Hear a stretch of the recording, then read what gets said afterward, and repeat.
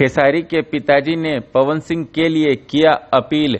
जी हां दोस्तों, आपका स्वागत है मेरे चैनल ऑसम भोजपुरी पर। वीडियो को पूरा देखिएगा। वीडियो पसंद आए तो वीडियो को लाइक और चैनल को सब्सक्राइब कीजिएगा। दोस्तों, पावर स्टार पवन सिंह काराकाट से निर्दलीय लोकसभा चुनाव लड़ने का नामांकन भर चुके हैं और अब वो नामांकन सभा कर रहे हैं, जहां पर खेसारी लाल यादव के पिताजी भी मौजूद है।